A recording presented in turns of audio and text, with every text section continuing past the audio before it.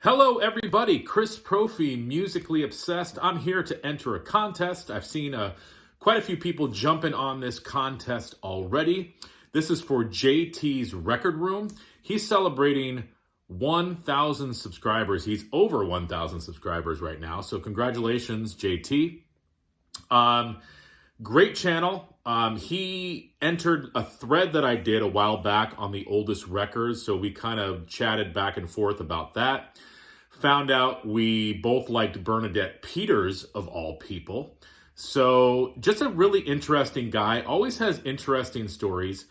Has a lot of records. Would love to know about the guitars behind him in his video. I don't know if I've ever heard him talking about the guitars. He probably has. Maybe I just missed that video. But JT, you and I, we need to talk guitars at some point here, brother. So, a contest with a few questions. The first question is show 3 albums from 3 different genres. So, the first genre that I'm going to show is metal.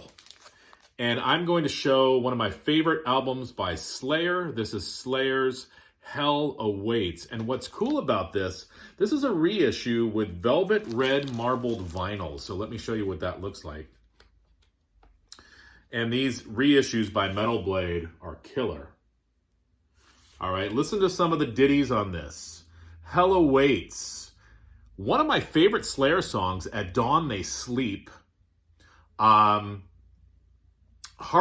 of the Arteries. Kill Again. Necrophiliac, just a bunch of great family songs to sing along with your kids. It's just a killer metal record. Not my favorite by Slayer. South of Heaven is my favorite, but Hell Awaits, killer record. All right, now, a different genre. Let's go show tunes. Speaking of Bernadette Peters, well, this isn't a Bernadette Peters show, but Bernadette Peters sang in Sondheim shows. And let me hold this the right way. This is, Stephen Sondheim is my favorite Broadway composer, and this is a show of his called Merrily We Roll Along.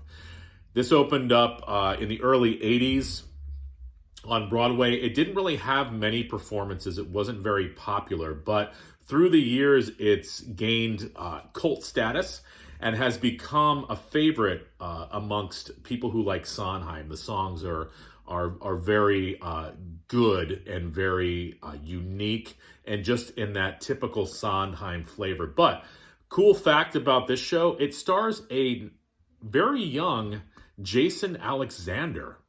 Yes, from Seinfeld. So kind of a cool fact. He was in this show. All right, next, the country genre.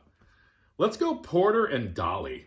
Love Porter and Dolly. I've watched episodes of the Porter Wagoner Show. Of course, that's where Dolly got her start. Porter sort of took her under his wing, so to speak.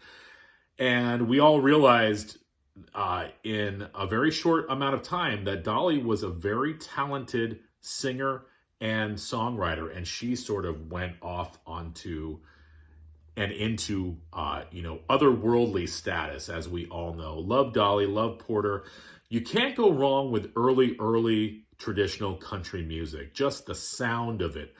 The simplicity of the arrangements, but the musicianship behind the arrangements, but also the topics that they sang about. I mean, this was real stuff. If you want to hear real heartbreak country music, check out Porter Wagoner, check out Dolly Parton, especially check out Porter Wagoner's solo records. They should really be marketed and they should come with a razor blade because these are some sad frickin' songs and you should listen to Porter Wagoner in your bathtub.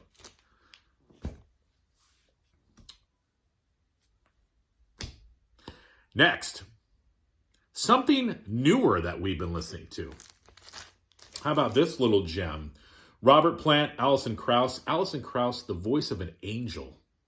Robert Plant, the voice of Zeppelin. Who knew that you could put those two voices together? What I think is really cool is Alison Krauss sort of learned from Robert that, hey, I can push my voice a little bit and get a little bit more rockier. Robert Plant learned from Alison Krauss, hey, I can be a little bit more subdued in my voice and find that different aspect to it. So they both brought something to each other. And the album Raising Sand was a great collaboration. This follows along that path as well. This is called Raise the Roof. 2021, I believe, on Rounder Records. Killer record. And lastly, a guilty pleasure. I have shown this artist before, but I love her. She is the Shania Twain of the early 80s, and I'm talking about Sylvia. It's got a hype sticker on it. This includes the hit Nobody. And I tell you what, when I hear that song, I don't care where I am, I'm going to stop and sing it. You're nobody called today. And and he went away. And I wonder, does he think she's being clever? Yeah, just a killer song. Sylvia, man, if I was this age when she was like coming up into stardom, I would have had a crush on her, but I was only around 7 years old. So, you know, that's what happens.